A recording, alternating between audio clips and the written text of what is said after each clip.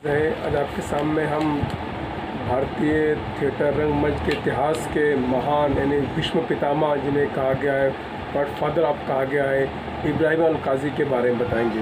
इब्राहिम अल काजी का निधन देहांत इंतकाल 4 अगस्त 2020 को दिल्ली में हुआ। आप भारतीय रंगमंच के महान व्यक्ति थे जिसने इस कला को, इस मंच को दुनिया के नक्शे पर उजागर किया और हमारे देश का गर्व नेशनल ड्रामा स्कूल की स्थापना करके उसकी ऊंचाइयों को और हमारे यहाँ के कलाकारों को दुनिया के पहुंचाया। आप जानते हैं इब्राहिम अल काजी ये अरबी नस्ल थे, अरबी इनका ख़ानदान था कि पूना में इनकी पैदाइश हुई थी, पूना में रहे पले बड़े, जहाँ से उन्होंने अपनी ज़िंदगी शुरुआत की। मुंबई में जो है उसको तो मुंबई था, वहाँ के कॉलेज में उन्होंने पढ़ाई की और कुछ न कुछ उनके अंदर करने की तलब थी, एक शौक़ था, एक बलबला था, एक जज्बा था। तो ये हमारे मशहूर अखबार है, उसके हवाले से सबसे बात कर जाएंगे। और नाटक, ड्रामा, थिएटर ये तहज़ीब और तमद्दुन, सकाफ़त, अदब, गीत, संगीत और तारीख़, तहज़ीब की नुमाइंदगी करता है। आपने देखा हो मशहूर ड्रामे गुजरे हैं, मशहूर ड्रामे खेले गए मुल्क के अंदर और उसमें बहुत से तारीख़ी शकुंतला से लेके आज के हम जो है हबीब तनवीर का ये ड्रामे हैं और जितना तुगलक है, गिरीश कर्नाड का, ऐसे बहुत से ड्रामे, ख़ासकर मराठी ड्रामा तो भारत का एक जीनियन ड्रामा है।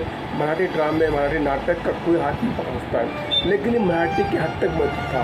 इब्राहिम अल काजी ने उसको टचिंग दिया कि Ibrahim Kazi drama London School of Drama से पढ़ कर आए थे और अंग्रेज़ी ज़बान, शेक्सपियर और उससे जो बड़े बड़े ड्रामा निगार थे उन सबको उन्होंने वहाँ के ड्रामे देखे थे। तो उन्होंने भारतीय रंगमंच को एक नया अंजाम, नई पहचान देने की कोशिश की। ख़ास तौर से इसमें हम बताएंगे कि आपके पहले बहुत सी बातें थी। मुंबई की जेवेरिस कॉलेज में आपकी पढ़ाई हुई, आपने वहाँ से जो है रंगभूमि का प्रयोग शुरुआत की। बॉबी पद्मश्री इस नाट्य की संस्था ने शुरुआत की।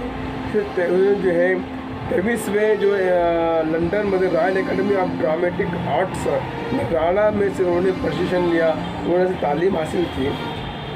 इसी साथ थिएटर यूनिट उन्होंने कायम किया। जब वहाँ से लंदन से लौटे उन्होंने थिएटर यूनिट कायम किया और वहाँ से फिर जो अपने काम के कमर्शियल थिएटर पर उन्होंने शुरुआत की। उस तरह से उन्होंने बहुत से काम ऐसे किए जहाँ एक तरफ शेक्सपियर था, मेलियर था, एब्सेंट था, चेखव था, ऐसे लोग थे जिनकी धूम चलती थी। 1954 में आप जानते हैं कि भारतीय कला नाट्य अकादमी से हम कहते हैं मौलाना अब्दुल कलाम आज़ाद ने कायम हुआ है। संगीत अकादमी मौलाना अब्दुल कलाम आज़ाद ने कायम की है। जब मौलाना आज़ाद जब मिनिस्टर थे तो उन्होंने बहुत से ऐसी अकादमियाँ कायम की है जिससे आज तक कायम और दुनिया में नाम कमा रही है।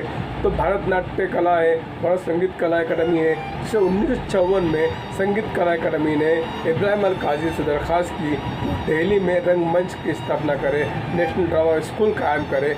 आप दिल्ली चले गए और फिर दिल्ली जाकर रह गए और फिर आज जो देख रहे हैं तमाम भारत के ड्रामा प्रेमियों के लिए, रंगमंचों के लिए और थिएटर नाटक में काम करने वालों के लिए नेशनल ड्रामा स्कूल एक आदर्श, एक जो है एक मुक़द्दस मुकाम रखता है। हर एक की ख्वाहिश होती है कि वहाँ जाए और कुछ करे, वहाँ पर अपना नाटक का प्रयोग करे।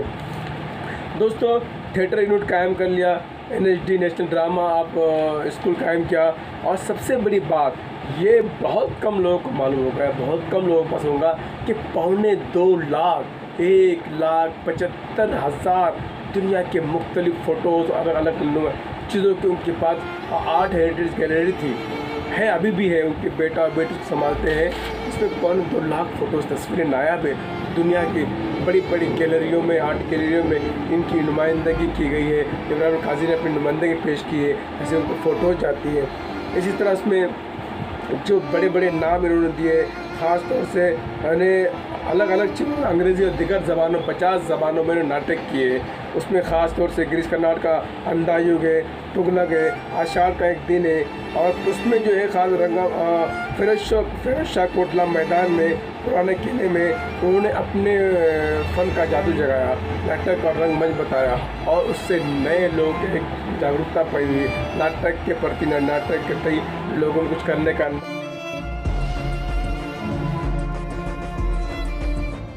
इब्राहिम अल-काज़ी, वो नाम जिसके बिना 20वीं सदी के हिंदुस्तानी थिएटर का जिक्र पूरा नहीं होता।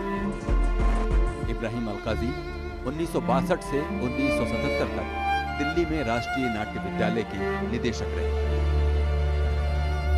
कला की विभिन्न विधाओं के संरक्षक और कला प्रेमी इब्राहिम अल-काज़ी ने अपने सक्रिय नाट्यकर्म के दिनों में कई यादगार नाटक किए। 50 से भी ज्यादा ये नाटक आज भी मील के पत्थर माने जाते हैं। नाटक और फिल्मों में उनके तराशे हुए कई अभिनेता और निर्देशक आज शोहरत की बुलंदियों पर हैं।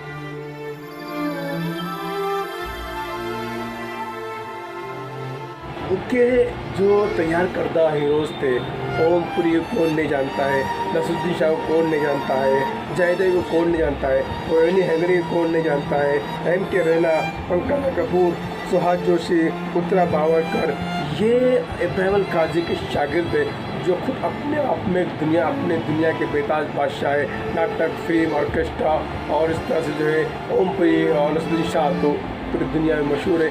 ये इब्राहिम काज़ी के शागिर्द है। और तुम्हारा नवाजुद्दीन सिद्दीकी हो गया है, इरफान खान हो गया है, ऐसे कमल हसन खान, इन्होंने जो है जिस तरह से उनके इंतकाल के बाद अपनी भावनाएं व्यक्त किए, अनुपम खेर ने जिस तरह अपनी भावनाएं व्यक्त किए, उससे आपको समझ में आता है इब्राहिम का 54 साल की उम्र में उनका इंतकाल, 50 साल की उम्र का इंतकाल हुआ।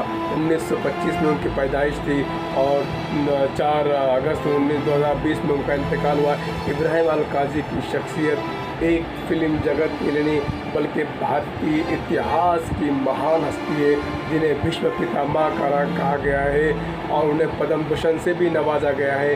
हम डिमांड करते हैं, हम मांग करते हैं इतने बड़े मंच का जो संस्थापक है जिन्हें विश्व पितामह कहा गया है उन्हें भारत रत्न अवार्ड से नवाजा जाना चाहिए। उसके हकदार है इब्राहिम अल-काज़ी, भारत रत्न अवार्ड के सही हकदार है, उन्हें हक देना चाहिए। अगर हम ये कहते हैं यही शख्स अगर बाहर होती तो न जाने ऑस्कर और दुनिया के बड़े बड़े अवार्ड उन्हें मिलते, नोबल मिलता। और इस तरह से हम यही सरकार से अनुरोध करेंगे कि इब्राहिम अल-काज़ी को सही श्रद्धांजलि, सही ताज़ी जो है उन्हें अक़ीदत इसी मायने में होंगी कि हम उनका भारत रत्न अवार्ड दे के मन्नतर उनका सम्मान करें। शुक्रिया दोस्तों। पूरा एपिसोड देखने के लिए मिर्ज़ा बुक हाउस का मशहूर चैनल है मिर्ज़ा दरबार में आप